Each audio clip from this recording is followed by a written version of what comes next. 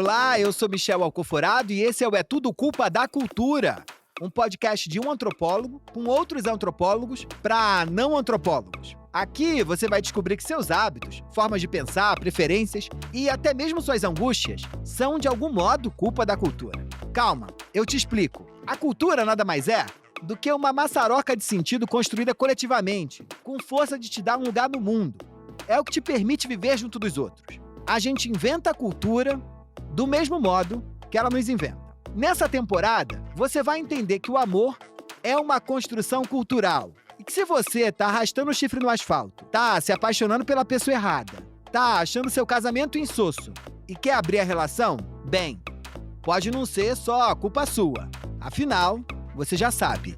É tudo culpa da cultura.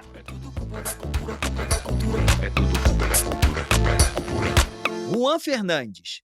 O que é o amor? Eu me contraponho ao argumento de que o amor é natural ou espontâneo, porque eu entendo que o amor é uma construção cultural com reflexos sociais e políticos. Então eu tenho dúvidas quando vão buscar definir o que é o amor como um sentimento dado a priori, como uma parte constitutiva de uma essência humana. O amor, de fato, ele é um sentimento, ou entendido como tal, só que ele tem uma gramática particular no contexto das sociedades ocidentalizadas. A maneira que ele é mobilizado, a maneira que ele é visto, que ele é entendido, que ele é interpretado, difere inteiramente, né, de como, por exemplo, é trazido ou, enfim, compartilhado em outros contextos culturais. Então, a maneira qual nós mobilizamos o amor, o sentimento amoroso no nosso contexto, ele assume algumas características particulares.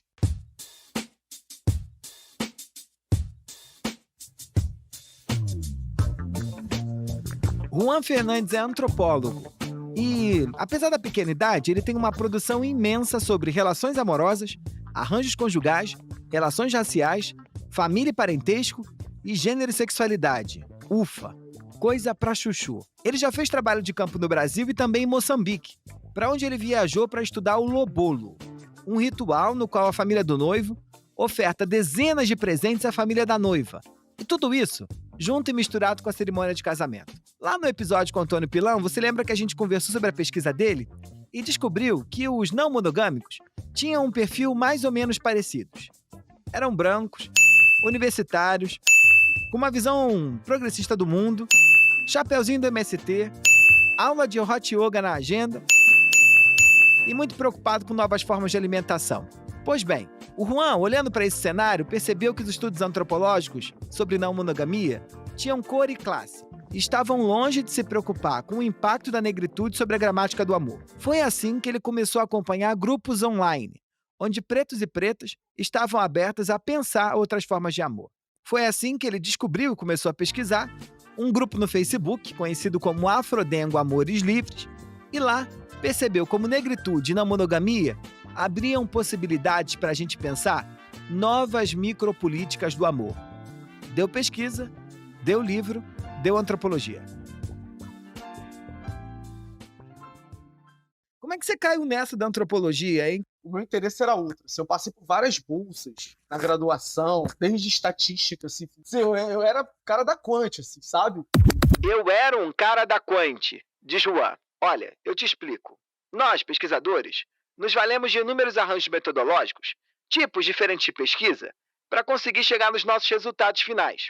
E nesse mundo de possibilidades, posso te adiantar que tem duas grandes famílias, duas formas muito diferentes de acessar essa realidade do campo, essa realidade que a gente quer pesquisar. De um lado, você tem as pesquisas quantitativas e do outro, você tem as pesquisas qualitativas. Em termos gerais, para você entender e a gente seguir com o episódio, as quant são aquelas que se valem dos números para acessar a realidade, para entender o mundo. E as quali nos dão um quadro geral sobre o ponto de vista dos outros, os porquês de certos comportamentos ou formas de pensar. Naquela altura, o Juan curtia mais o primeiro tipo. Ele era um cara da quant.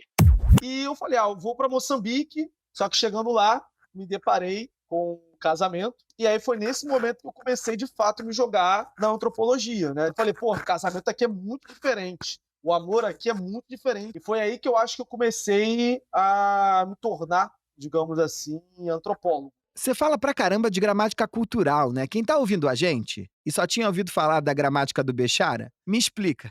Explica pra gente o que é essa gramática cultural. Ótimo. Eu fui para Moçambique em 2018 fazer um trabalho de campo. Quando eu resolvo estudar o casamento tradicional que ocorre naquela região, chamado lobolo, eu comecei a perceber algumas dinâmicas particulares em relação ao modo de se relacionar afetivo sexualmente e também ao próprio casamento. Eu percebi uma ordem inteiramente diferente da ordem com qual eu estava acostumado com as minhas experiências aqui no Rio de Janeiro, enfim, como que eu vi o amor. Então, gramática é justamente isso, né? As gramáticas, elas acabam assumindo sentidos próprios de acordo com os grupos que se apropriam dela, orientam de uma outra forma, né, em outras dinâmicas. Então, quer dizer, embora tenhamos, né, uma gramática padronizada, né, uma gramática hegemonicamente aceita, tem grupos que se apropriam dela e orientam ela de uma outra forma, de uma outra maneira. Primeiro, o amor, né, ou o casamento, lá na realidade, ele não era feito em virtude das vontades e dos desejos pessoais, individuais dos noivos. Não, ele na verdade ele era concretizado, né, para os ancestrais, para os antepassados. Então, para eu casar com alguém, não basta necessariamente sentir um amor mágico, sacramental, que brota do interior do indivíduo, que me toma como essa força, né, fazendo com que eu reivindique, portanto, casar e passe por cima dos laços familiares ou de vontades externas ou exteriores ou de outros valores, né? Então, quer dizer, lá tem muito esse vínculo associado a um respeito a elementos externos, a um respeito a outras organizações, como, por exemplo, né, da ancestralidade, em relação ao casamento. E Juan, quando cheguei na tua pesquisa, mas eu comecei a ler sobre o teu trabalho e eu ficava com um verso da música do Ricon Sapiência, que pretos e pretas estão se amando, pretos e pretos estão se amando. E eu tive a mesma surpresa quando eu ouvi essa música, porque ao mesmo tempo que ela parece banal, ela tem uma série de camadas que mostram um jeito diferente como pretos e pretas estão se amando. Olhando para o teu trabalho, como é que pretos e pretas estão se esforçando para amar diferente dos brancos? Bem, uma questão que é muito importante nesse caso, assim, por voltar, digamos assim, inteiramente impactado do contexto moçambicano, eu falei assim, eu quero entender como que meu grupo racial está pensando amor, como que essa galera assim está discutindo relacionamento e tal. Esse verso do Rincon ele marcou muito, né? Eu acho que marca uma geração na emergência dessa ideia de amor negro, ou amor afrocentrado, afro-referenciado, enfim. Quente que nem a chapinha no crespo, não. Crespos estão se armando. Faço questão de botar no meu texto que pretas e pretos estão se amando. Primeiro, acho que é importante chamar a atenção de que há um fator histórico muito importante, que é o modo como que alguns setores do movimento negro começam a enxergar algumas políticas, e uma delas, né, branqueamento, produzidas ideologicamente, como que elas são manifestadas na população negra, os impactos disso na população negra. A gente tem que entender que houve uma entrada absurda de pessoas negras no ensino superior, né, com as cotas, e, consequentemente, também temos a presença massiva de várias discussões envolvendo negritude, né, nas mídias, de maneira geral, né?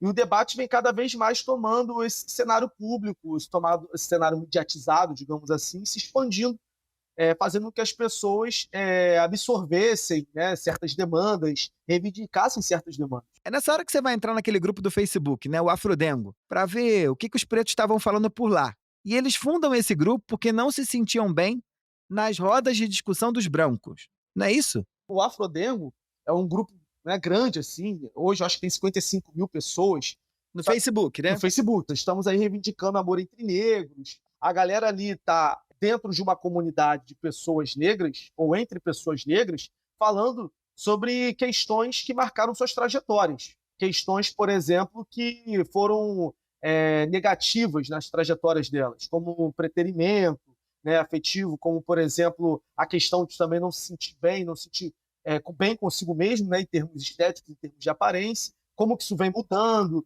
etc. E eu fiquei pensando sobre isso, assim, porque, de certo modo, quando você cria um movimento contra a palmitagem, né? Que aí vou falar aqui de maneira clara para quem está nos ouvindo, que é a valorização desse tipo de relacionamento interracial, né? De pretos ficando com brancos. Mas quando você vai ao mercado dos afetos, sabendo que você quer se relacionar com outras pessoas pretas, você está subvertendo, de algum modo, o amor romântico também, né? Porque não é borboletas vieram no meu estômago e eu me apaixonei por você e vamos viver uma vida próxima da propaganda. Mas eu parto com uma premissa, que é uma premissa só namoro pretos ou não namoro pretos, né? Quando a gente traz o discurso da racialidade para dentro do mercado de afetos, a gente está subvertendo a ideia do amor romântico também, de algum modo, né? Perfeito. Eu acho que sim, justamente porque o que é pautado como romântico é um outro corpo. O negro ele é colocado ao mesmo tempo na categoria de emocional e vinculado à sexualidade. Mas o homem branco, por exemplo, colocado como esse sujeito, né, dotado de razão, ele é ao mesmo tempo visto como o sujeito ideal para o amor. Não só, né, para dar e distribuir amor, mas como o sujeito ideal para que seja amado. Quer dizer, tem esses dois componentes contraditórios. Então, quando você faz esse movimento, né, de falar, não, quero contrariar isso, você questiona de fato, né, uma reivindicação colocada nos finais felizes ou nas histórias, né, românticas desse arquétipo, né, ou desse padrão de casal, né, que é justamente visto como as pessoas negras, por exemplo, historicamente perceberam as pessoas brancas, como as pessoas que vão, por exemplo, tirar ela daquele lugar de subalternidade, que farão elas ascenderem, que farão que elas sejam mais aceitas. Então, acho que tem esse questionamento. E aí é interessante observar que, embora tenha esse questionamento, para os não monogâmicos, esse questionamento ele acaba sendo insuficiente. Porque, beleza, você questiona isso, mas você acaba englobando alguns aspectos violentos da dinâmica romântica de amar ou de se relacionar nessa pessoa negra. Então, por exemplo, as expectativas, entre outros elementos, acabam aparecendo. E como que isso é tratado, como que isso é abordado, como isso é elaborado? Porque reivindicar, né, o modo saudável para que pessoas negras amem ou deixem de amar dessa forma, não é dessa, faz com que se tenha aí uma espécie de proibicionismo também sendo reivindicada no interior desses movimentos, entende? Mas mesmo dentro desse jogo, as disputas aparecem, né? Há, dentro dessas narrativas, algumas disputas. E como eu observei, no meu caso, no meu estudo especificamente, o meu grupo, por exemplo, né, de interlocutores, eles falavam, cara, é muito importante que negros e negras reivindiquem isso, né, o fato de estarem se amando, contrariando certos ideais presentes, né, na história da sociedade brasileira. E um desses ideais é justamente isso, né, vamos embranquecer a família, né, vamos lá, vamos, né, tentar aí trazer um traço de brancura para o nosso espaço, porque era o desejável e, ao mesmo tempo, era uma espécie de dizer o seguinte, olha, isso vai ser positivo, né? Uma vez que a brancura também expressa essa ideia de status, né? Essa ideia de ascensão. E aí o que acontece? Eles falavam, beleza, é importante reivindicar isso, mas, ao mesmo tempo, reivindicar, né, essa família aí é a mesma família que o bolsonarismo está reivindicando, pô. Ele falava assim mesmo, por quê? É isso, você, dois filhos e um cachorro, né, um casal heterossexual, né, uma família monogâmica de quali. Então, assim, isso também é problemático, reivindicar parar só aí, né? Vamos falar de pretos e pretos que estão se amando, mas no plural, no respeitar, né, todos esses outros relacionamentos, esses tipos de relacionamento. Então, uma das questões que ele argumentava era o seguinte, olha, esse amor preto, que está sendo muito reivindicado hoje, ele pode se tornar problemático, por quê? Porque ele traz essa ideia de amor da Disney, né, essa ideia encantada do amor romântico, sem considerar as desigualdades inerentes a ele próprio.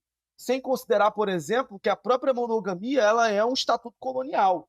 Então, quando, por exemplo, a gente traz esse amor para a cena reivindicando entre pretos, e aí você só pinta a pessoa ali, o príncipe que era branco, você só pinta de preto, sem considerar as dinâmicas excludentes, como, por exemplo, a prateleira afetiva, né? Que é essa concorrência de você se colocar na prateleira enquanto mulher para ser escolhida, não preterida, né? E você não levar outras violências correlatas em consideração, você acaba, na verdade, compactuando com o traço colonial, digamos assim, no nosso contexto. Então a gente precisa ir além.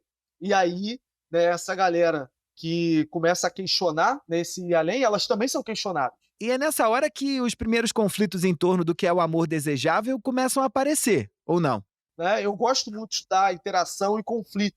E perceber essa dinâmica conflitiva, ou como que a gramática, né, amorosa, ou seja, como eu falo de gramática, é isso, apropriações que diferentes grupos fazem do que pensam sobre amor. Ó, vou te contar. O Juan gosta muito de conflito porque ele é antropólogo. Eu não conheço outra profissão que gosta mais de briga do que antropólogo. A gente gosta mais disso do que qualquer advogado aí espalhado por aí. As brigas nos interessam por dois motivos. Primeiro, elas revelam sentidos, ou assuntos que estão escondidos no dia a dia, no cotidiano, e que ficam translúcidos aos nossos olhos quando o conflito aparece. Mas também, de igual modo, um conflito tem o poder de reorganizar os interesses, de obrigar a gente, que em geral fica em cima do muro, a ter que tomar posição. Uma briga, uma boa briga, constrói vínculos com quem você acredita que está do teu lado, mas organiza esse grupo em contraposição a quem pensa diferente. Presta atenção aqui na pesquisa do Juan como é que aconteceu. Por exemplo, a galera negra monogâmica falava assim: olha, eu quero ter isso aí, pô, não tive a oportunidade de ter isso. Como é que eu não vou ter isso? Então, por isso que eu reivindico. Então, acho sim que a gente tem que ser monogâmico, né? Tem que ter isso primeiro para experimentar como é. A gente quer uma outra forma de família, a gente pensa uma outra forma de amor, considerando as necessidades de pessoas negras, de suas trajetórias afetivo-sexuais, sobretudo materiais. E os não monogâmicos também fazem isso, né? Ao problematizarem essa vinculação entre negritude e monogamia, né, enquanto problemático. Essa galera preta ficava super incomodada com o modo que os monogâmicos negros tratavam a monogamia, porque colocavam no plano da infâmia, colocavam no plano, né, de que era putaria, de que não, a gente nunca teve um amor, a gente nunca se relacionou. Agora que a gente está tendo isso, você quer, né, vir aqui falar de não monogamia para a gente dividir as nossas parceiras? Como assim? Então rolava esse argumento. Aí a galera que estava no monogâmico, que estava nesse grupo, resolve romper. E aí cria um Afrodendo Amores Livres, voltado só para não monogâmicos. Quem era, em geral, que estava dentro desse tipo de grupo? Predominantemente, né, o público comum, digamos assim, era de uma camada média, no sentido de que, não necessariamente só associada à renda, né, mas que houve um status adquirido por meio da universidade, por meio das cotas, né? Então eles, os não monogâmicos negros, reivindicavam uma ideia de amor fluido, um amor que seja, na verdade, transpassado, que transpasse vários corpos e que ele não te limite, que você possa amar várias pessoas ao mesmo tempo e não necessariamente de modo afetivo sexual, que não seja presa a essa categoria. Então, uma coisa que eu aprendi, né, nessa circunstância, que eles procuravam se afastar de não monogâmicos brancos dos espaços mistos que eles ocupavam. Mas, ao mesmo tempo, o que eles estavam dizendo? A gente quer ser não monogâmico, porque não monogamia englobaria vários tipos de arranjos e as pessoas, por exemplo, indicariam esses arranjos conforme as circunstâncias materiais e emocionais das suas vidas. Então, hoje eu estou assim, hoje eu quero ser poliamoroso, amanhã, não sei, posso querer outra coisa.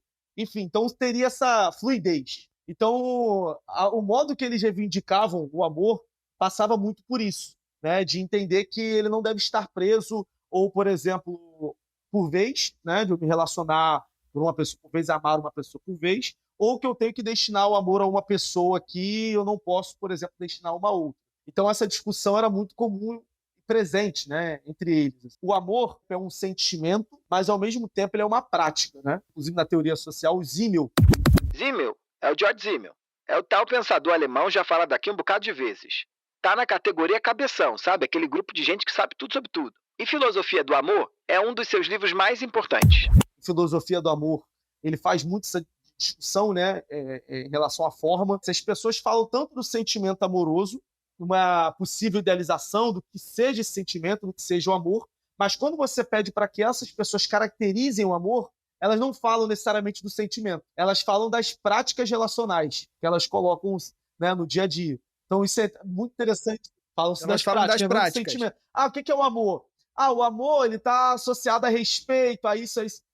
Tá, mas como que se pratica esse sentimento, né? E aí começa a falar das suas relações, do que se valoriza no interior dessas relações, etc.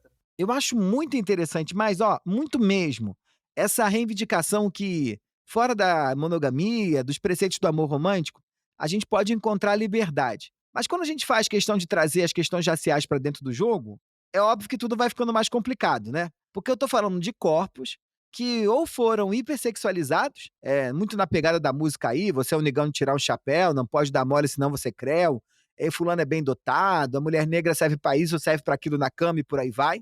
Ou seja, tô falando de um corpo que é muito bom para transar, mas também tô falando de um corpo que não foi feito para amar, que é interditado para amar.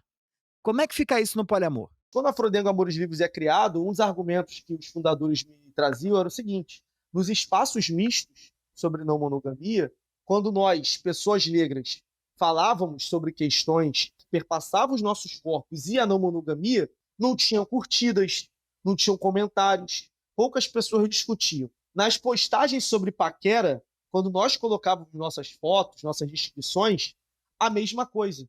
Poucas reações. Quando tinha, era sempre nesse lugar, né? De hipersexualização, né? Ou, enfim, ou lugar para que um casal, por exemplo, ou pessoas quisessem fazer certos desejos meio estranhos. Eles começavam a falar de como em espaços mistos tiveram, né, essas dificuldades em relação, por exemplo, não só a falar dos seus desejos, ao se expor, né, ao falar das suas dificuldades, sua trajetória, mas de expor-se como pessoas negras. Eu percebo justamente essa disputa moral. Moral em que sentido? Olha, a gente não é desejado em diversos meios, a gente não é desejado em diversos grupos, né? A gente não é visto. Então, assim, a gente precisa criar ou elaborar um espaço para que a gente também se sinta confortável para falar, não só do modo que a gente quer transar, do modo que a gente pensa nisso, não só isso.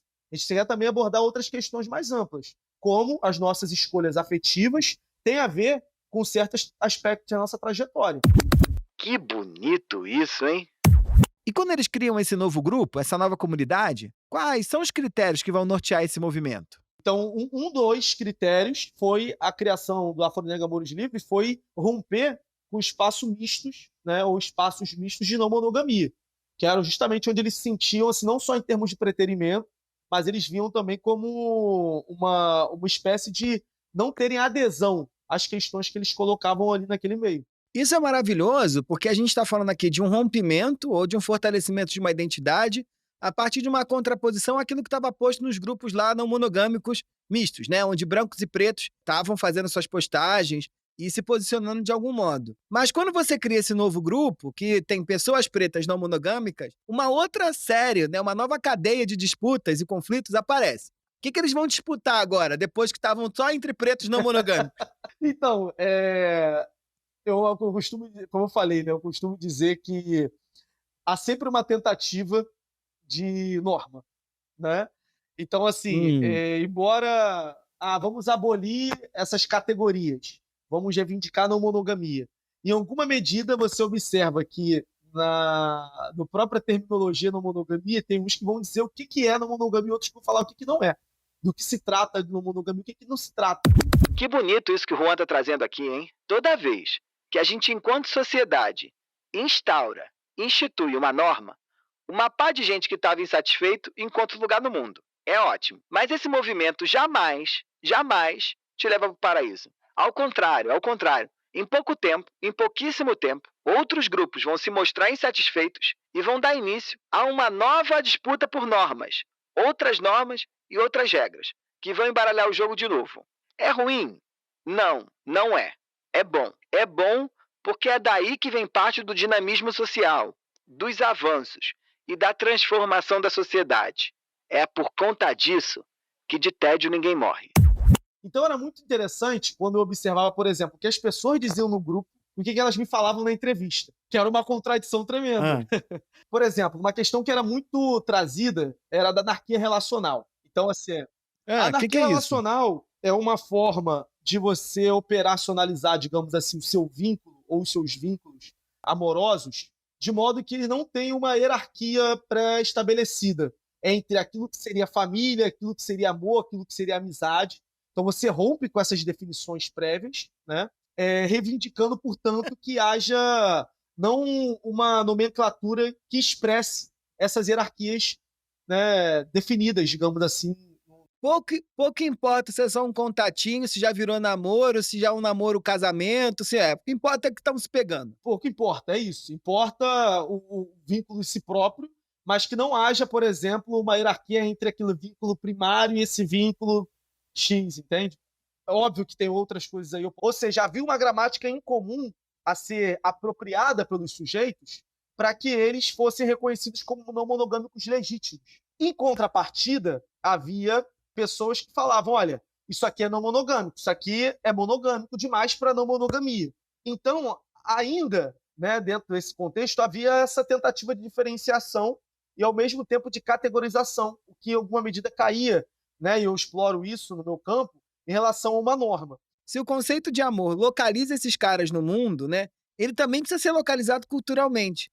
Mas se o Sim. conceito de não monogamia confere uma identidade para as pessoas que praticam isso, ele também precisa ser pensado através de raça, gênero e classe, né?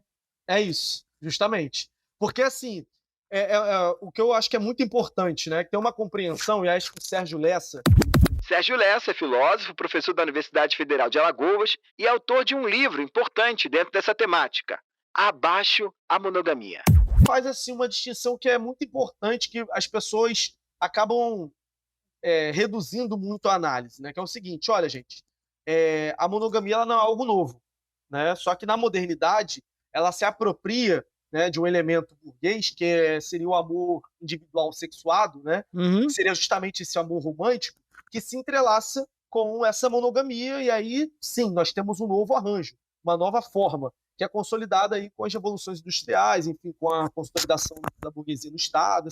Eu começo a verificar no meu campo que as pessoas pouco compreendem as transformações que o próprio amor romântico ele tem. Ele vai sendo transformado, ele vai sendo disputado, inclusive, pelos movimentos feministas do século XX, por exemplo, né? Claro. Desde o século XX ele começa a ser tensionado. Os ingleses e os franceses tiveram várias discordâncias em relação à própria noção de amor. O amor romântico ele é vinculado à monogamia, é importante, portanto, problematizá-lo, é importante, portanto, romper com os seus valores e com os seus direcionamentos. Então, romper com o amor é romper com a monogamia, porque eles estão associados, e, ao mesmo tempo, é repensá-los. Repensar o amor. De que modo, se não esse amor que nós somos ensinados, né, de que modo nós vamos trabalhar o amor na relação não monogâmica? Então, por mais que as relações sejam não monogâmicas, ainda são indivíduos dotados ou marcados por um certo amor romântico que estão em interação, né? Sim. Uma questão que eu chamo a atenção, Michel, que eu acho que é muito importante assim, a gente está destacando, é que há uma crítica, né, porque, como eu falei, eles precisam criar uma coesão dessa narrativa. Então, qual é a principal coesão que eu falei para você anteriormente? Chama-se atenção para a não monogamia política, que é o quê? Entender o arranjo monogâmico como colonial e o amor romântico como algo que legitima esse fator colonial entre nós. Isso é maravilhoso, hein? É óbvio que os brancos também rompem com a monogamia por razões políticas, mas o argumento político dos pretos é outro. É colado na discussão colonial e na necessidade de decolonizarmos a maneira como a gente ama. Então, nós precisamos sair fora disso. Para isso, tem que propor uma não monogamia política, que leve em conta esses atravessamentos, que leve em conta essas questões, né, relacionadas à trajetória de pessoas negras, etc. e tal. Mas isso que você fala é muito interessante, porque a gente conversou com o Antônio Pilão aqui, né, que tem seu livro sobre poliamor, um grande pesquisador do assunto. Um dos aspectos que ele mais marcou que nessa virada, né, na saída ou na conversão, que eu gosto dessa palavra, na conversão de um relacionamento monogâmico e não monogâmico, era o discurso da liberdade, como uma mola fundamental para dar-se início a esse processo de transformação. Só que, de novo, também, né, não dá para pensar liberdade para um branco de classe média, herdeiro, da Zona Sul Carioca, que faz parte, né, desses grupos de poliamor lá, os cirandeiros, o pessoal de Pinheiros, né, hot yoga, não sei o quê, da palavra liberdade para alguém que é racializado, ou para a palavra liberdade para alguém que está, né, imerso dentro desse contexto onde classe, gênero e raça são fundamentais. Como no Afrodengo Amores Livres, a ideia de liberdade era posta, assim, como é que o amor dava acesso à liberdade, ou como é que relações, né, entre duas pessoas, de certo modo, também colocavam aí relações de poder em jogo? Bacana você estar trazendo isso, porque uma das primeiras coisas que eu percebi que a liberdade entre essas pessoas está sujeita à racialização. Então, por exemplo, uma das críticas, que inclusive é um tensionamento que o Antônio traz, que eu faço também no trabalho, está vinculado ao seguinte: quais são os valores principais que as pessoas brancas reivindicam em seus relacionamentos? Liberdade, sexo, etc. e tal. Então, essas pessoas negras falavam muito sobre essa ideia de liberdade, e entendendo que pessoas brancas colocavam a liberdade como principal fator para fugir de qualquer responsabilidade afetiva. Então, veja, liberdade e responsabilidade para as pessoas negras, elas estavam muito vinculadas umas às outras, tá? Essas duas noções estavam muito próximas umas às outras no discurso delas, muito próximas. E eles falavam isso. Quando começaram a ser não monogâmicos, se relacionar em espaços mistos, o que eles percebiam? As pessoas brancas utilizavam da noção de liberdade para transarem, para se relacionar. E aí, quando pessoas negras falavam minimamente de algum tipo de relacionamento estável, minimamente comentavam sobre manter uma relação, as pessoas brancas falavam, não, mas é minha liberdade. Só que tempos depois apareciam se relacionando. Sei. Quer dizer, a liberdade estava muito associada ao fato de que eu sou uma pessoa desconstruída, né, uma pessoa branca antirracista, e por isso me relaciono com pessoas negras. Então, a ideia, segundo essas pessoas negras falavam, a ideia de liberdade era utilizada para o plano do fetiche, né, no sentido de que Xiii, só pra deixar claro aqui, hein, sem churumelas. Essa feitichização aí tem nome, hein? É racismo. eu vou me relacionar com pessoas negras não só para saber como é, mas para me legitimar enquanto, né, uma pauta que eu reivindico dentro da não monogamia, né? Então a minha liberdade está associada a isso também. Mas quando a pessoa exige o mínimo de cuidado com relação às causas políticas, digamos assim, ou relação a certas questões que são importantes na trajetória delas, há esse distanciamento, né? Então a liberdade estava muito associada a isso, né? E aí quando as pessoas negras começam a falar sobre a liberdade ser racializada, elas falavam assim, olha, a minha liberdade ela é muito importante, né? A minha autonomia é muito importante, não preciso ou quero me relacionar ou não deixar de me relacionar e tal. Mas eu tenho que entender que, antes de tudo, eu me relaciono com o corpo preto. O que significa dizer isso? Significa dizer que eu estou me relacionando com um complexo de situações ou de uma trajetória marcada por vários aspectos negativos. Mas não só se resume a isso. Né? Eu também tenho certas ocasiões que eu vou querer só transar, que eu vou querer só isso e tal. Mas qual é a questão? A questão é a gente sempre deixar isso aberto, né? No sentido de, olha, é importante considerar. Né? Então havia esse conflito em torno da própria noção. Quando você fala, então parece que essa liberdade dos brancos não monogâmicos, ela é mais individualista do que a dos pretos, né? Porque, de certo modo, quando um preto não monogâmico entra em relação, né, ou está num relacionamento com outro, outra, há uma preocupação ali com quem está do outro lado. O que não tem muito dentro desse jogo dos brancos, né? Que estão ali tentando sustentar a sua própria identidade através do conjunto de relações que trazem consigo, né? Eu diria o seguinte, eu acho que pessoas negras tentam, né, romper com essa premissa individualista. Não é que não são. Eu acho que essa é a diferença, né? O tentar romper ou tentar procurar uma outra alternativa de liberdade não quer dizer que elas não pratiquem essas posturas ou tenham essas atitudes nos seus relacionamentos. E isso eu notei, inclusive, assim, né, quando eu ouvi as narrativas, né, diversas, é muito comum falarem ou manifestarem que, olha, só porque estamos entre pessoas negras não quer dizer que não tenha, enfim, esses problemas ou não apareçam. Ao contrário, as contradições elas não desaparecem. A gente fez uma pesquisa e aí a gente fez um recorte, né, de 10 perfis e procuramos sistematizar e fazer um levantamento, né, análise de conteúdo, de que esses perfis falavam ou mais falavam nos últimos anos. A gente observou 3 características centrais no discurso dessas páginas: liberdade individual, autonomia e autocuidado intransferível. Quer dizer, a liberdade individual era um elemento central e a autonomia também, que, né, os dois se correlacionam, mas o autocuidado intransferível é o que chamava mais atenção. Por quê? Porque é isso, minha liberdade, minha autonomia, mas, né, em relação aos problemas que ocorrem dentro do relacionamento não monogâmico, é contigo. Tu procura um terapeuta. Tu dá teu jeito, tu se vira. Tá poliamano pra se achar, pra se sentir mais do coletivo. Sei. Como diria minha avó, me engana que eu gosto, hein? O Juan tá mostrando aqui que o poliamor branco é individualista. É eu antes dos outros. E esse eu, a essa altura do campeonato, você já sabe, né? É do branco esquerdomacho. Sai que é cilada, Bino.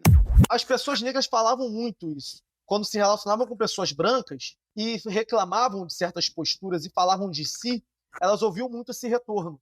Ué, isso aí tem a ver com você, não comigo. Né? Isso tem mais a ver com você. Você precisa de um terapeuta, você precisa disso, você precisa daquilo. Só que aí, a outra coisa que entra é nem todo mundo tem condição de um terapeuta, né? Nem todo mundo tem necessariamente essa condição, por exemplo, de acompanhar, né, o outro no estágio dele.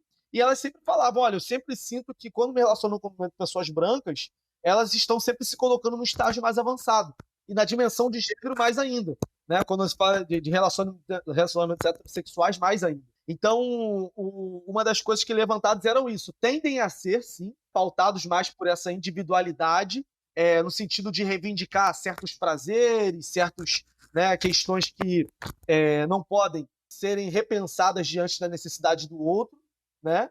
Mas não que as pessoas negras não tenham essa tendência. Tem, mas eu diria que elas procuram se preocupar, né, do que a outra pessoa sente, do que a pessoa outra atravessada, a trajetória dessa outra pessoa que está em relação. Em determinada parte do teu trabalho, você questiona muito, ou pensa muito essa ideia de que o amor domestica, né? E aí, ao mesmo tempo, enquanto lia, eu me lembrava da minha avó, de 94 anos, negra, que casou com meu avô negro, e ela ainda hoje, quando fala do meu avô, desse processo de encontro, ela faz questão de marcar que ela era muito bem vista pela família do meu avô, porque ela domesticou ele. E domesticou ele em que aspecto, né?